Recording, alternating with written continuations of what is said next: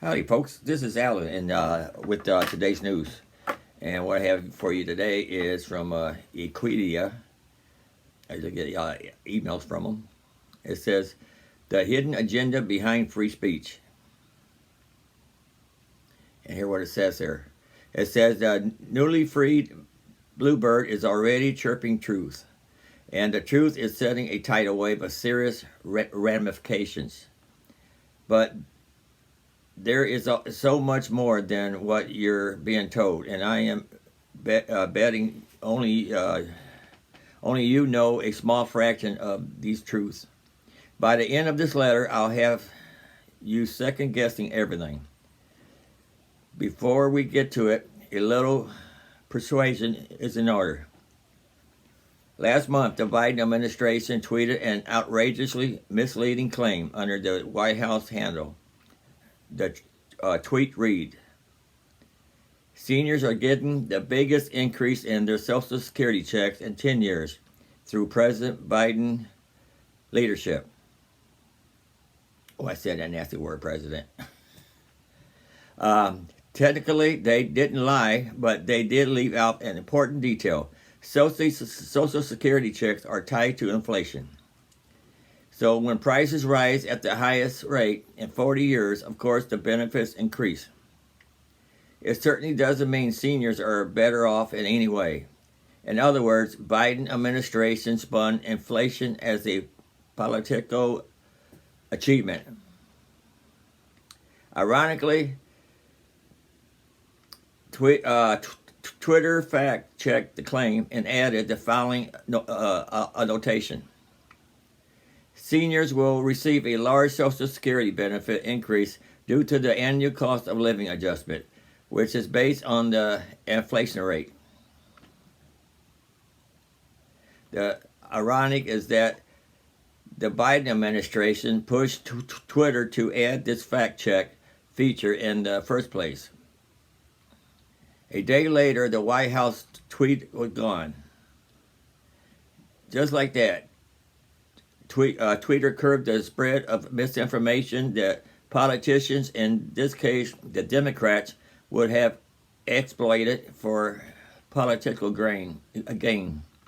Shortly after, at the request of Twitter users, Musk also pledged to reveal Twitter's internal docs that expose who's behind the Hunter Biden laptop story.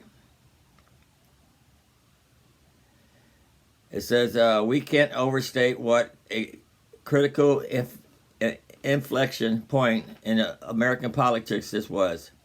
For the first time since the advent of social media, the historically overly progressive big tech called out the Democratic Party.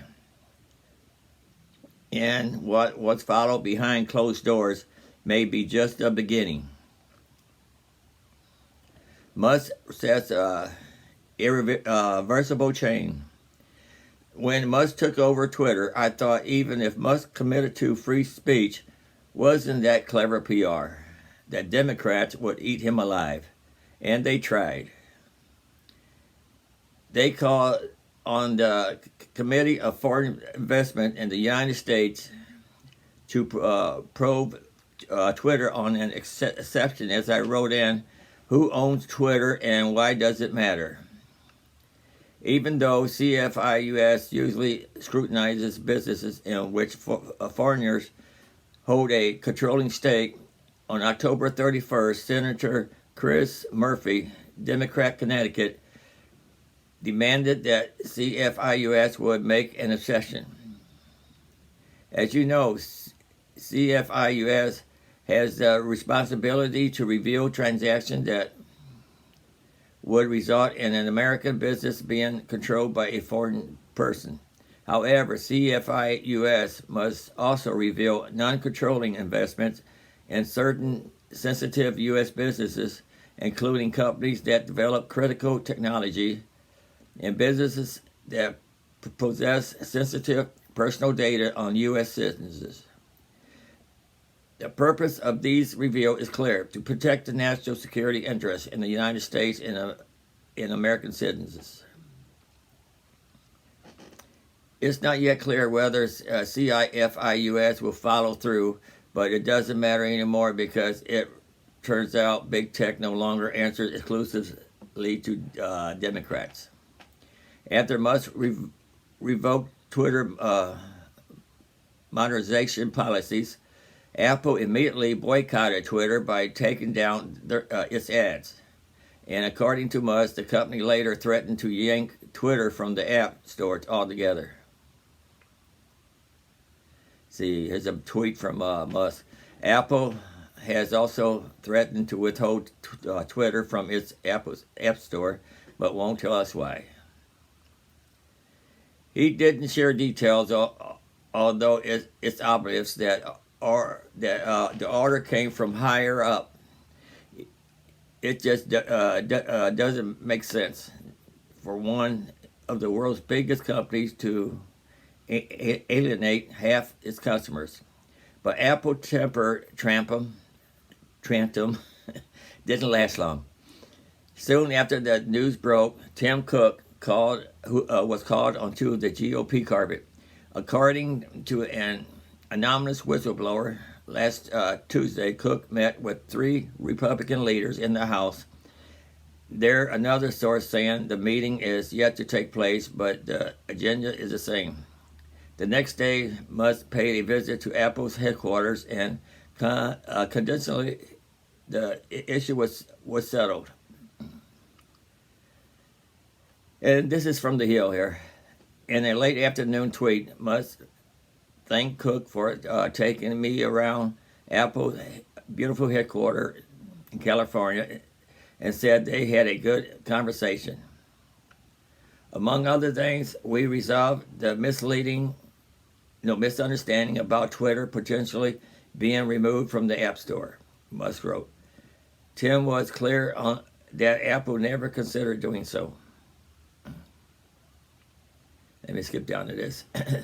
The historic antitrust bill. A few years ago, Congress introduced a landmark antitrust legislation to break up high tech. The bill, known as the American Innovation and Choice Online Act, was supposed to be a bipartisan effort, but Democrats soon backed off. Why?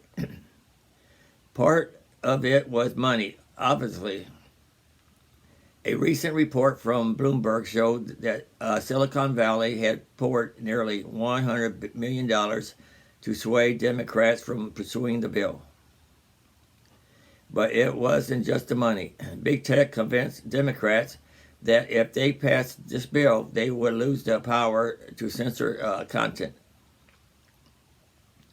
As a result, behind closed doors, Democrats led by Senator Brian Schwartz tabled the bill. This week, a group of 4 Democrat senators led by Brian Schwartz of Hawaii, I'm not saying that right, sent a letter to Amy asking her to pump the brakes on the American Innovation and Choice Act. Anyway, my voice getting hoarse. I got to take a little break. I'll be back. And the link of this will be in the description. I noticed some of my link didn't come through when you clicked on it, so I'm going to try to fix that. But I'll keep putting the links in my description box and hope they work. Okay, let's see what we got here now. Twitter's Elon Musk is warned to prepare for hundreds or even thousands of attribution cases. Powerhouse labor Anthony Shannon, Liz Riordan, a long name, and former Twitter employee stood in front of the San Francisco federal courthouse on Thursday with a message for Elon Musk. They won't back down. The richest man in the world is not above the law, said Liz, whose team represent clients in 4 different class action suits against Twitter. Since Elon Musk took control of the social media giant in October, he has followed through on his promise of a mass layoff and a complete overhaul of the company, even as managers and staffers resign. He issued an ultimatum.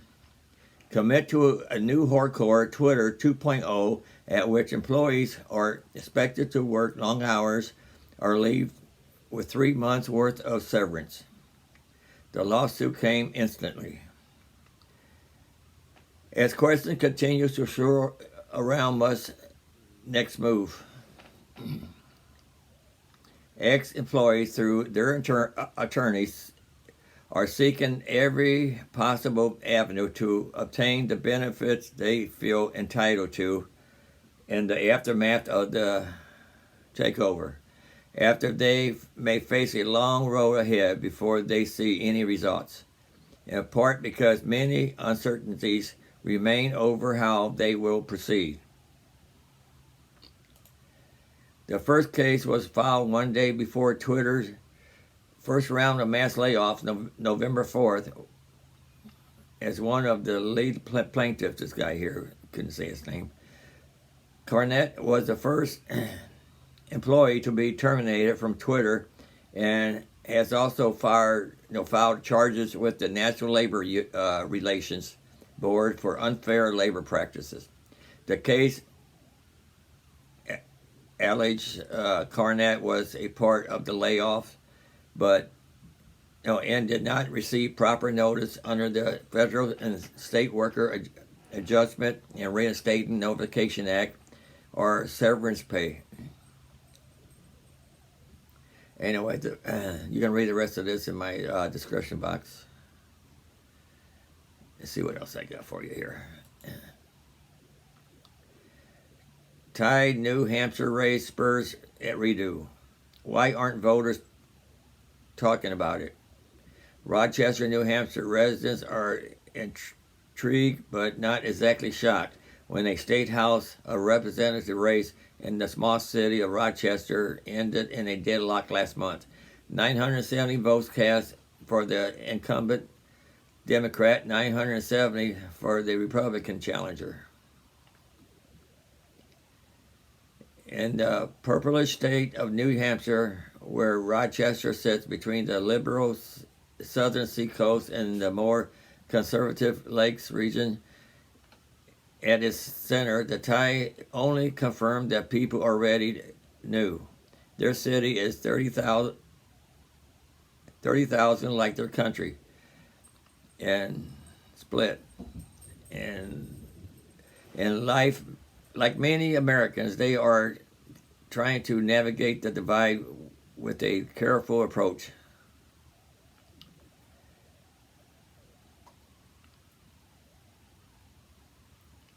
Well, I'll put the link of this in my description box too. That's all I'm going to read on that one there. And see what else we have before my voice goes out. U.S. to announce fusion energy breakthrough. The Department of Energy plans to announce Tuesday that scientists have been able to, for the first time, to produce a fusion reaction that creates a net energy gain, a major milestone in the decades-long multi-billion-dollar quest to develop a technology that provides unlimited, cheap, clean power.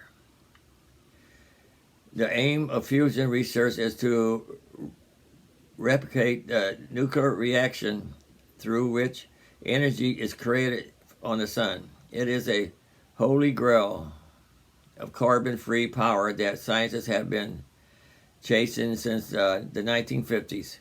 It is still at least a decade, maybe decades, away from commercial use.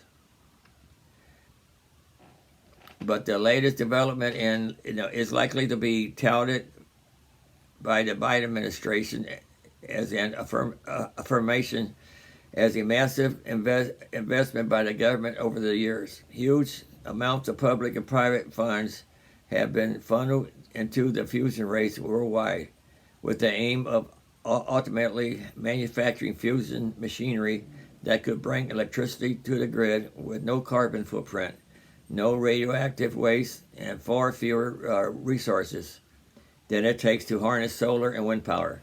Beyond the climate benefits, promoters say it could help bring cheap electricity to improvement parts of the world. Anyway, that's all I'm going to read on this one here. There's more reading to do. Okay, let's see, what's this one here? 13 years ago, James Cameron made a sci-fi epic ahead of its time that looks terrible today. Avatar: The Way of the Water is taking a big game. You've probably seen the trailers before every movie and sporting event, and now glowing reactions are pouring in. But if you're saying, if you're anything like me, you saw the original Avatar in theaters throughout. That was cool. Thought that was cool. Then threw your 3D glasses in the bin and promptly forgot about it. 13 years later, James Cameron's sci-fi epic feels like a fever dream that's almost daunting to revisit. But once you dive back into Pandora, the experience is just as immersive as a little less believable. Avatar's premise is well known, even if most people can't remember the plot that follows. After his twin brother passing, ex-Marine Jake Sully takes the place in a program that allows humans to upload their consciousness into the body of a Navi, the indigenous people of Pandora. The Navi are huge and blue with bones reinforced with naturally occurring carbon fiber. The Resources Development Administration, a dystopian military corporation hybrid sent to gather resources for a depleted Earth. Talks about them like they're monsters.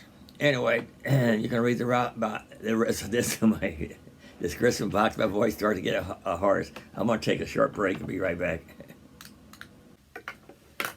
Okay, here's something I got for you. Biden administration policy move will pulverize Americans' pocketbook for good, national security expert warns. As massive migrant caravans continue to cross the U.S.-Mexico border, one national security expert signaled the border crisis will only get worse for Americans and their pocketbooks once the Biden administration drops Title 42. The numbers coming across are already being felt across the nation in our schools, health care system, crime, every sector of the American economy. In our social fabric, overrun author Todd Bensman said on Mornings with Maria Monday, whether the president wants to admit it or not, Americans are going to feel this in the pocketbook for a long time, probably permanent. Officials at the southern border are reportedly seeing massive migrant numbers. At the southern border, along with a number of large groups ahead of the expected end of the ability to expel migrants under the Title 42 public health orders in a few weeks. Customs and Border Protection sources told Fox News that migrant numbers for 2023, which begin in October, are at over 485,000 and are expected to hit the 500,000 mark this weekend. So far, 156,000 have been expelled under Title 42. The intelligence community is saying that when they drop Title 42 on December 21st, assuming that happens, that we'll be looking at anywhere from 12,000 to 18,000 crossings a day. Benjamin told host Maria, I can't say her last name, that's just an absolute Category 5 hurricane. We've never experienced before in the United States. Benjamin continued that a new army will soon be needed to address migrant gotaways and related crimes. Thus far, the number of illegal immigrants who have crossed the border under President Biden watch is estimated to cost the U.S. taxpayers more than $20 billion each year, according to the Federation for American Immigration Reform. You're going to need a new army to chase down and deport those with lawful removal orders on them. The current staffing level of ICE is far below that is going to be necessary, the national security experts argue. The Biden administration proposes to grant protection status to some migrants is a policy issue that only encourages more illegal crossing on top of the potential repeal of Title 42.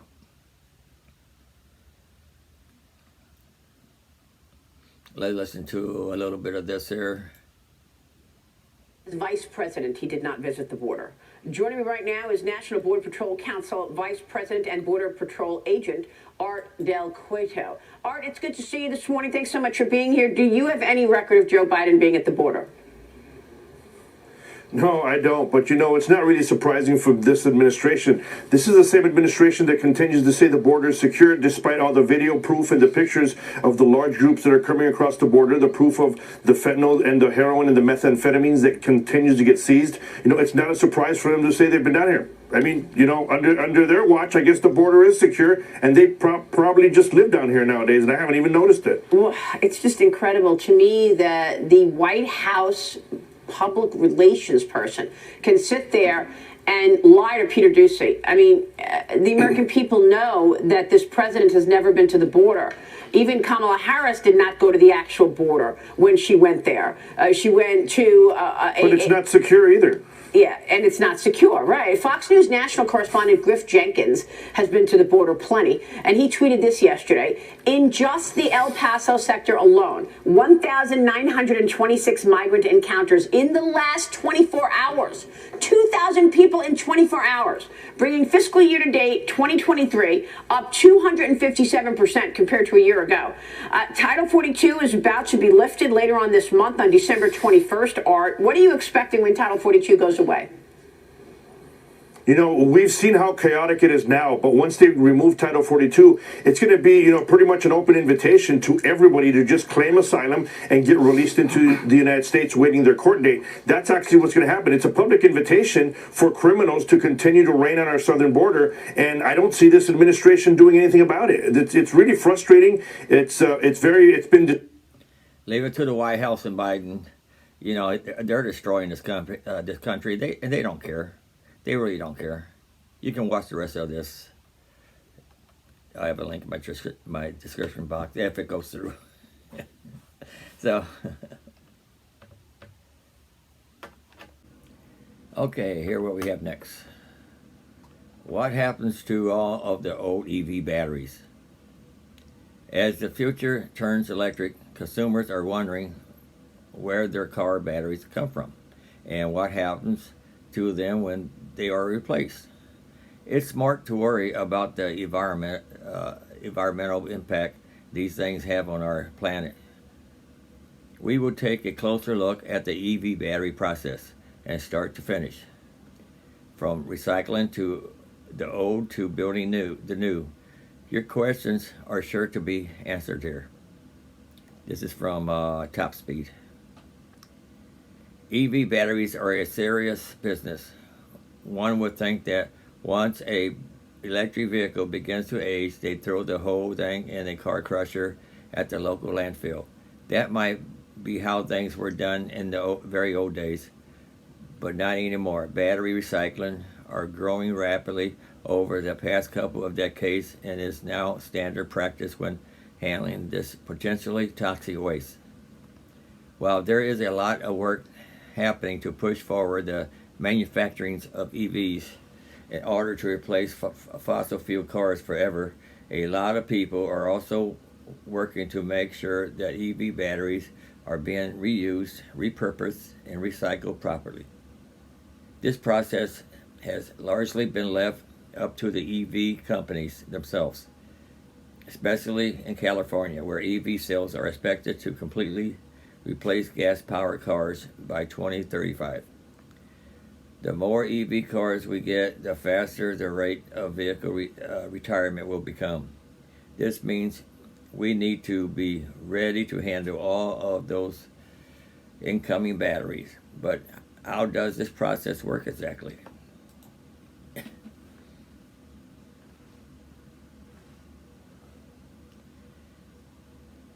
EV batteries are repurposed in several ways. The assumption for most batteries is often that they become worthless once they start to lose their charge.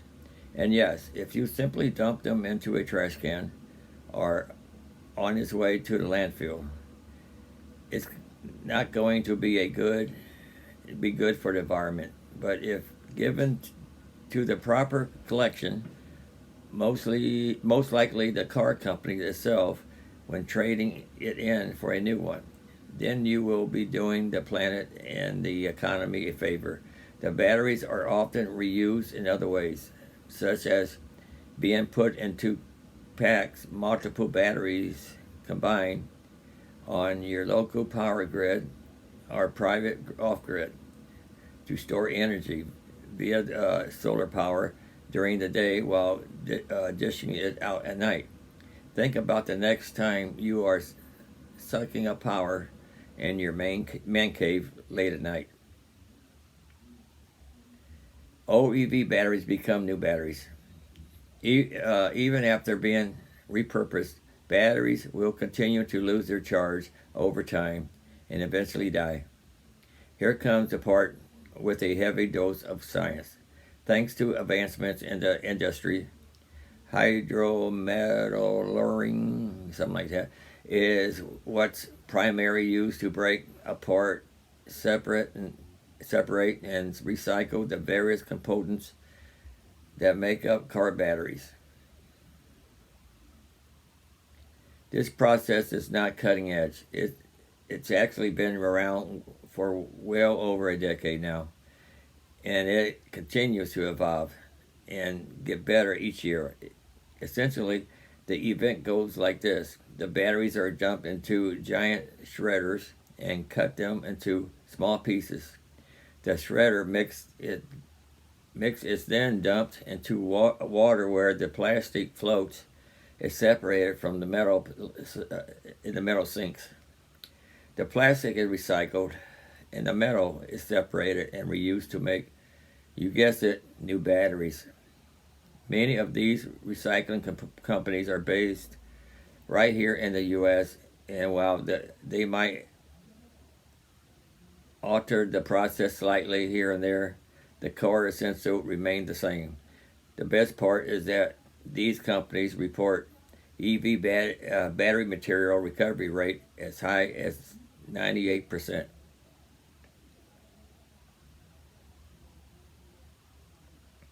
EV batteries are built using raw and recycled materials. Now that we have all of these fine recycled materials, we come back full circles to the beginning. This might have you asking, how are car batteries made exactly? The building process, just like the recycling process, has come a very long way over the decades.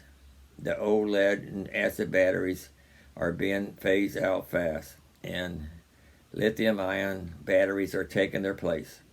The new batteries are made using either carbon or graphite, a metal oxide, and lithium salt. When combined, these ingredients make up the positive and negative electrodes. When they are combined with electrolytes, they produce the electric current that your car requires. The batteries are constructed in large manufacturing plants that build the new batteries we have in our cars when they pull from a lot. Once they grow old, they are then recycled. The future is looking bright thanks to this whole process. From manufacturing new to shredding the old. New research shows that by the year 2050, recycled materials could count for supplying 45 to 52% of cobalt, 27% of lithium, and 40 to 46% of nickel used in the United States vehicles markets. Myth about EV battery recycling. Most people might hear the positive sides of recycled car batteries and all batteries in general and think that it doesn't come with a downside. But like most things in our world, it's not a perfect process yet. Waste is inevitable, produced by the battery recycling process. And it creates toxic waste areas to deal with it. The good news, however, is that these battery recycling companies have a strong incentive to reduce waste because they can sell the materials that they save. The more they can save, recycle, the more money they can make. The factories that they build get better with each new design to the point where they can save larger and larger amount of material from the batteries they shred, smelt, and resell back to the hungry battery industries. This helped reduce the number of toxic environments created by mining in older style recycling centers when going to from after fresh or poorly recycled products. However, it is important to note here that even in settings where there is refined waste produced by dirty recycling, it is still better for the environment with a good investment when compared to the older ways of not recycling and relying on oil for new products. Introducing chemists and engineers into the project makes the number increase with cleaner recycling faster and faster, almost to 100% success rate in some cases. Another myth revolving around the EV industry is that nothing is trying to stop them. This is far from the truth. The oil industry has been working to try to shut down electric car completion for decades now, and today is no different. However, the oil companies have found it much tougher this time around to apply pressure due to the fact that the companies are trying to push around have just as much money as the oil companies do, as do all their friends. Gasoline was the glue that held the two companies together. Our fathers knew them well. Unfortunately, that glue has worn away and is not aging well. It's been replaced. This is not to say oil doesn't still have its modern uses, but when it comes to care and much of the power grid and future and electric, the more emissions we can get rid of, the better. The oil industry is a lot like the cigarette industry. It simply can't throw enough money at the problem of killing millions of people to get away with it. Cigarette smoke and pollution emissions are alike in many ways. They're both lethal to mankind. Moving to electric transportation and grid system would reduce emissions so much that would help ensure a brighter future for our kids who will inherit the planet.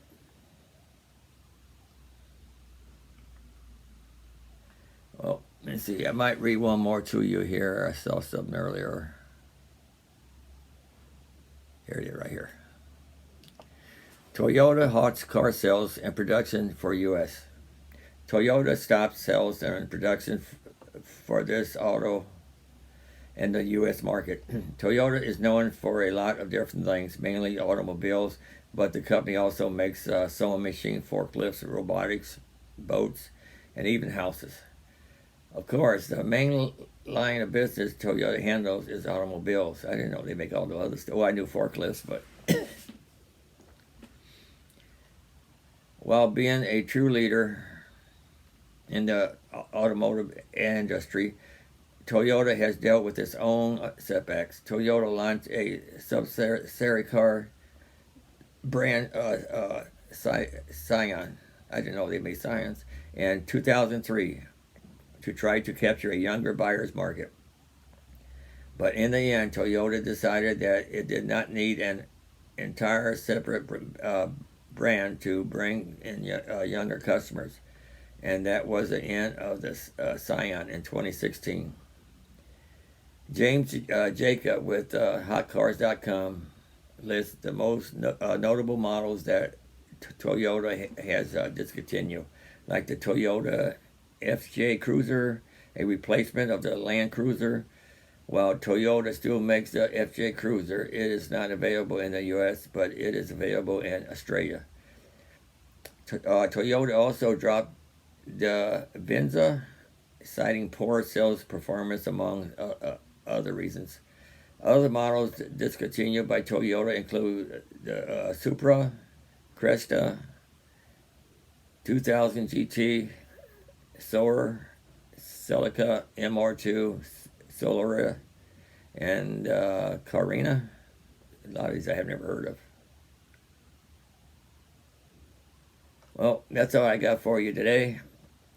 Hope you enjoyed the news. Hope you enjoy your day. Don't forget to like and subscribe, share, and make comments. Until tomorrow.